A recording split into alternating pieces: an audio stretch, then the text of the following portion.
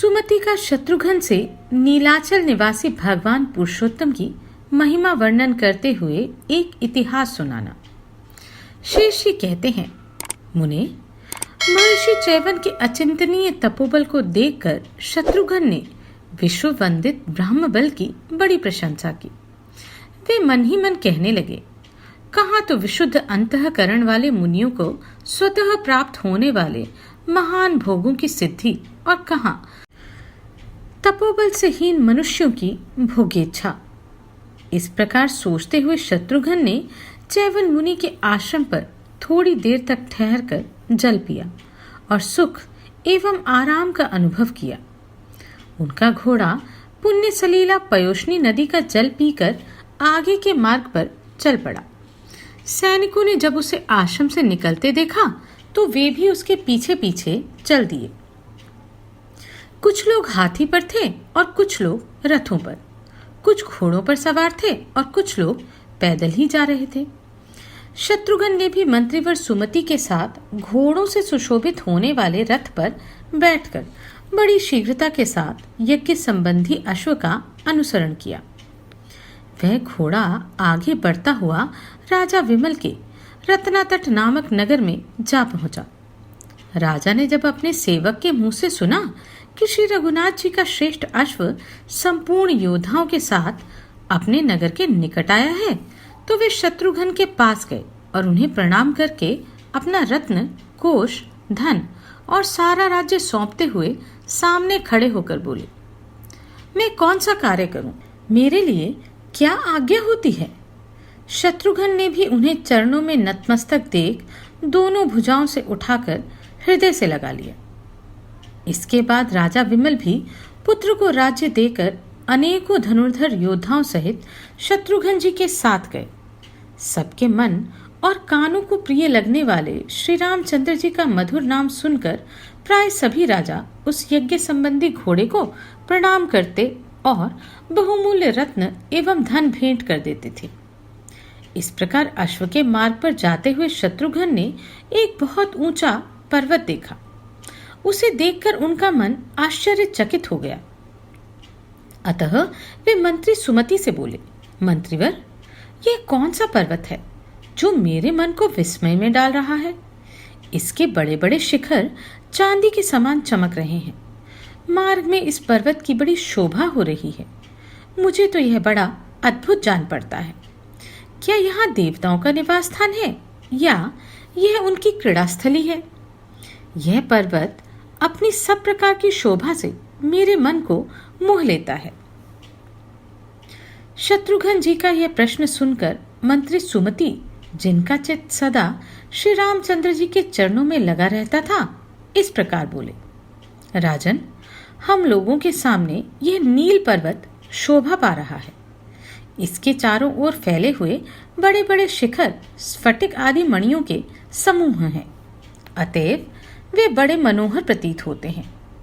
पापी और परस्त्री लंपट मनुष्य इस पर्वत को नहीं देख पाते।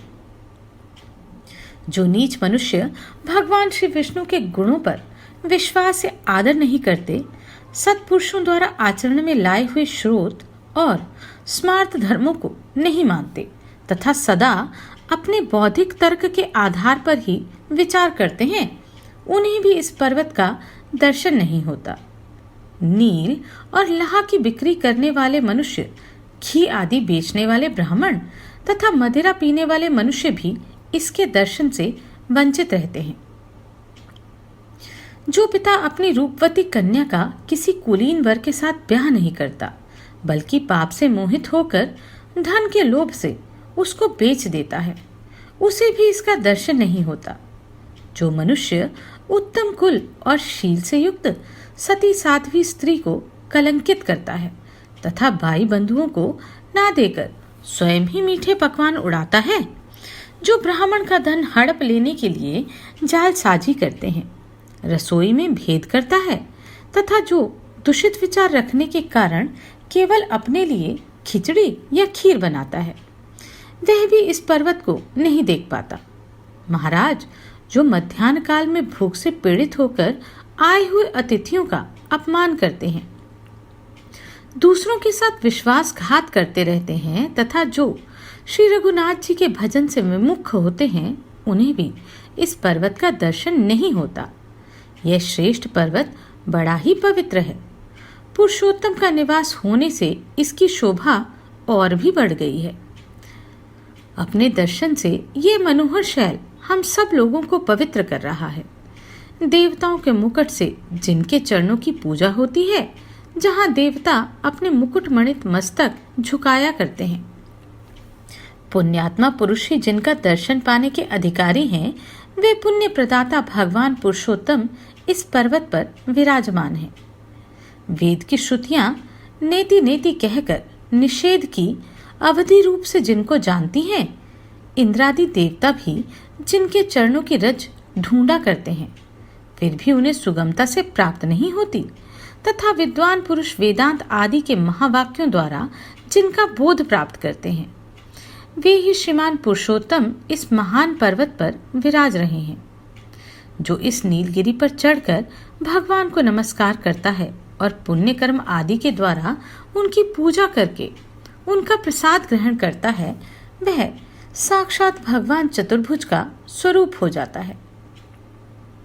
महाराज, इस विषय में जानकार लोग एक प्राचीन इतिहास कहा करते हैं, उसको सुनो।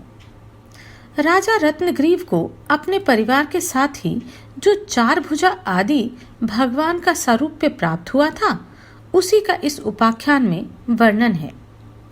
ऐसा सौभाग्य देवता और दानवों के लिए भी दुर्लभ है। ये आश्चर्यपूर्ण वृतांत इस प्रकार है।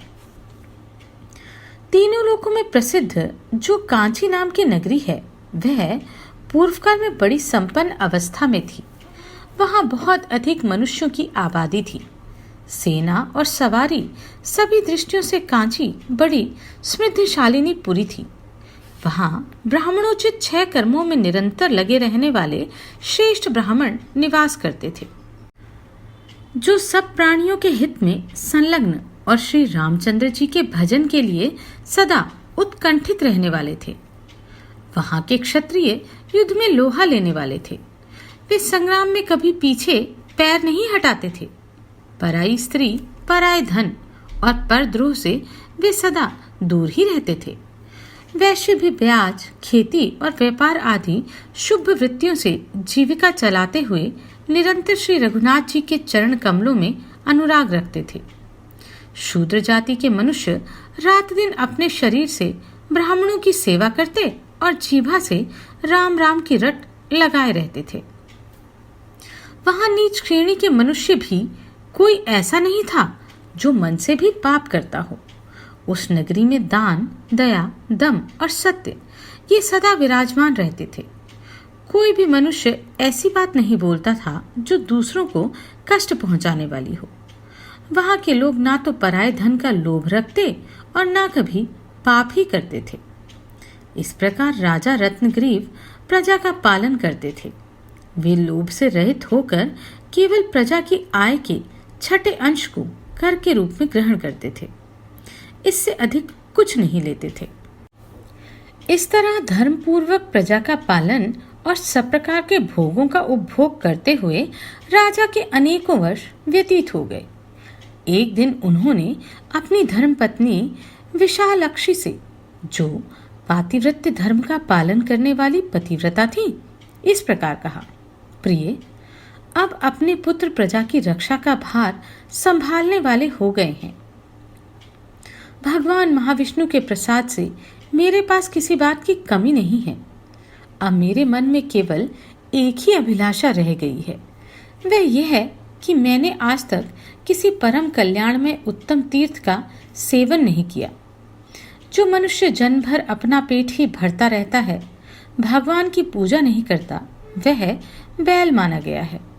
इसलिए कल्याणी, मैं राज्य का भार पुत्र को सौंपकर अब कुटुंब सहित तीर्थ यात्रा के लिए चलना चाहता हूँ। ऐसा निश्चय करके उन्होंने संध्या काल में भगवान का ध्यान किया और आधी रात को सोते समय स्वप्न में एक श्रेष्ठ तपस्वी ब्राह्मण को देखा। फिर प्रातः उठकर उन्होंने संध्या आदि नित्य कर्म पूरे किए और सभा में जाकर मंत्रीजनों के साथ वे सुखपूर्वक विराजमान हुए। इतने में ही उन्हें एक दुर्बल शरीर वाले तपस्वी ब्राह्मण दिखाई दिए, जो जटा, वल्कल और कौपिन धारण किए हुए थे। उनके हाथ में एक छड़ी थी तथा अनेकों तीर्थों के सेवन से उनका शरीर पवित्र हो गया था। महाबाहु राजा रत्नग्रीव ने उन्हें देख मस्तक झुकाकर प्रणाम किया और प्रसन्नचित होकर अर्घ्य, पाद्य आदि निवेदन किए। जब ब्राह्मण सुखपूर्वक आसन पर बैठकर विश्राम कर चुके, तो राजा ने उनका परिचय जानकर इस प्रकार प्रश्न किया, स्वामिन, आज आपके दर्शन से मेरे शरीर का समस्त पाप निवृत्त हो गया। वास्तव में महात्मा पुरुष दीन दुखियों की रक्षा के लिए ही उनके घर जाते हैं।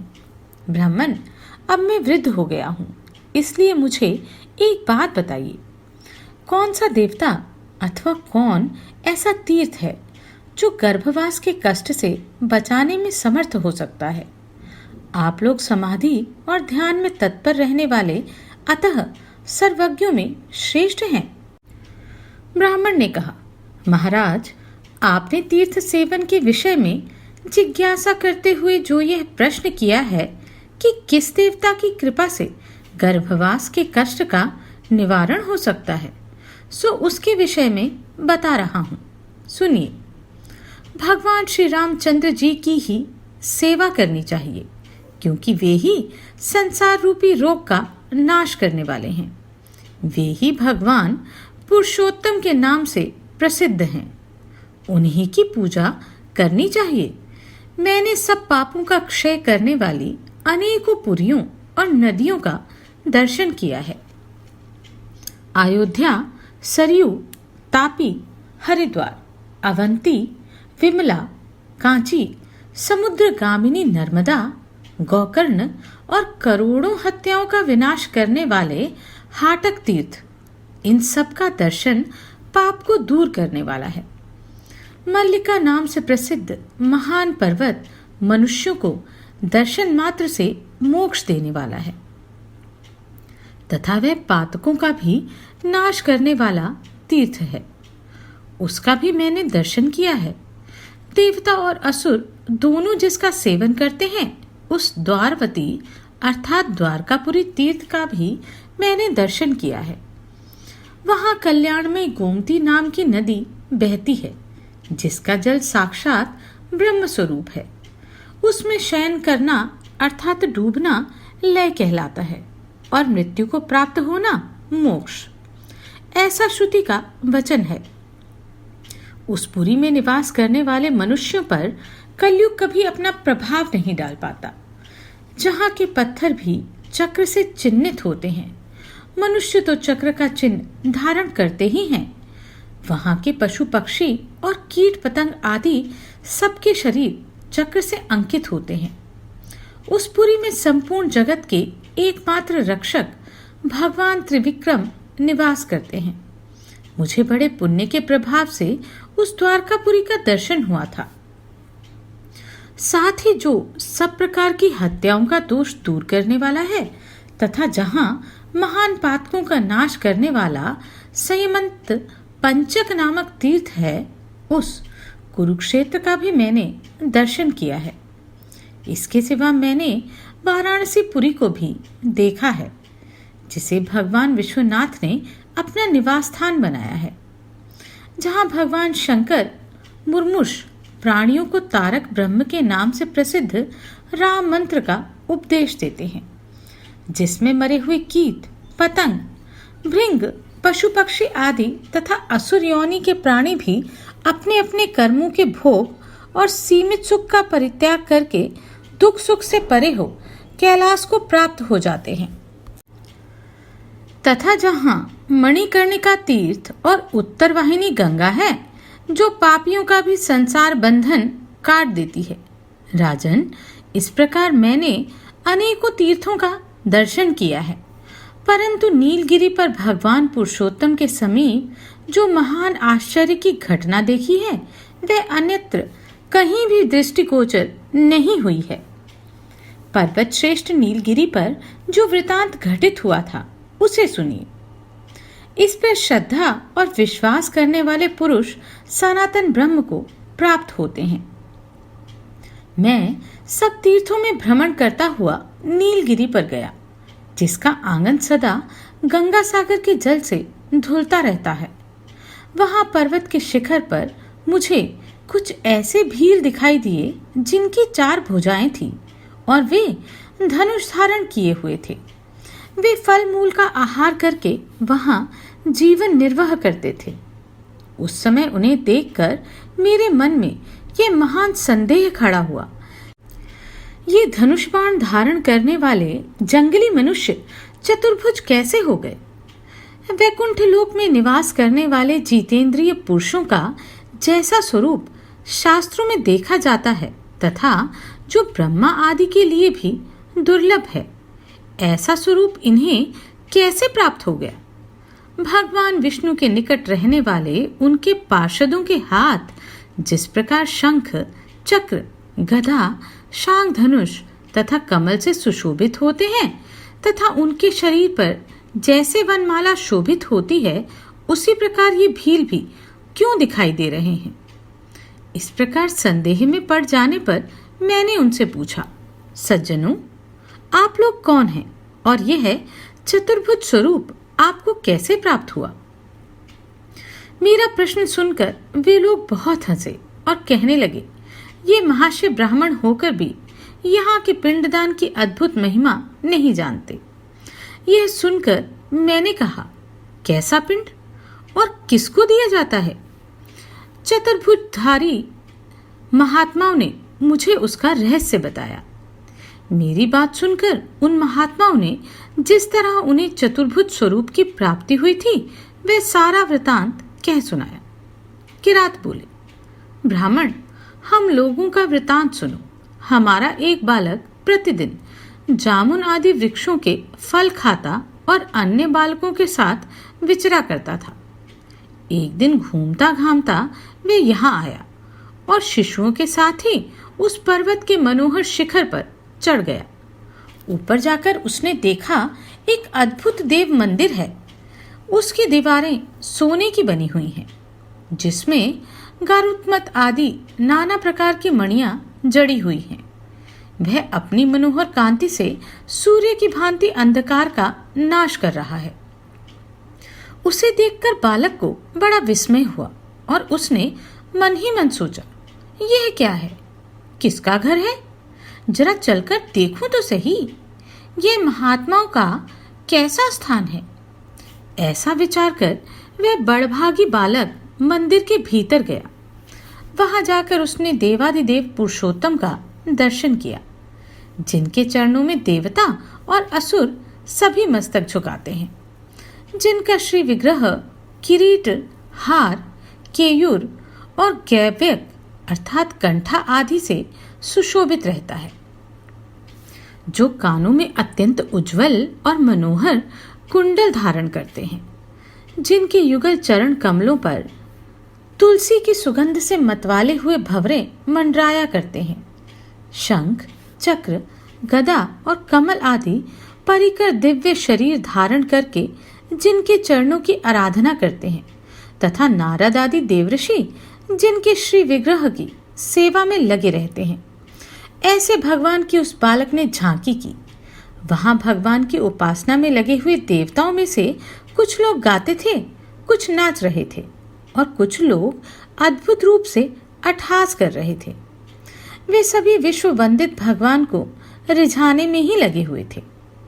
भगवान को देखकर हमारा बालक उनके निकट चला गया।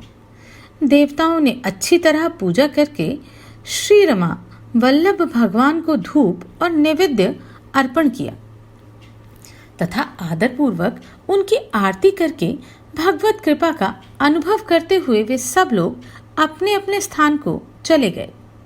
उस बालक के सौभाग्यवश वहां भगवान को भोग लगाया हुआ भात गिरा हुआ था, जो मनुष्यों के लिए अलभ्य और देवताओं के लिए भी दुर्लभ है। वही उसे मिल गया। उसको खाकर बालक ने भगवान के श्री विग्रह का दर्शन किया। इससे उसे चतुर्भुज रूप की प्राप्ति हो गई। वह अत्यंत सुंदर दिखाई देने लगा। चार भुजा आदि भक्त वत्सरूप्य को प्राप्त हो शंख चक्र आदि धारण किए जब वह बालक घर आया तो हम लोगों ने बारंबार उसकी ओर देखकर पूछा, तुम्हारा यह अद्भुत स्वरूप कैसे हो गया? तब बालक अपने आश्चर्ययुक्त वृतांत का वर्णन करने लगा। मैं नीलगिरी के शिखर पर गया था। वहां मैंने देवादिदेव भगवान का दर्शन किया है। वहीं भगवान को भोग लगाया हुआ मनोहर प्रसाद भी मुझे मिल गया था, जिसके भक्षण करने मात्र से इस समय मेरा ऐसा चतुर्भुज स्वरूप हो गया है। मैं स्वयं ही अपने इस परिवर्तन पर विमुग्ध हो रहा हूँ। बालक की बात सुनकर हम सब लोगों को बड़ा आश्चर्य हुआ और हमने भी उन परम दुर्लभ भगवान का दर्शन किया।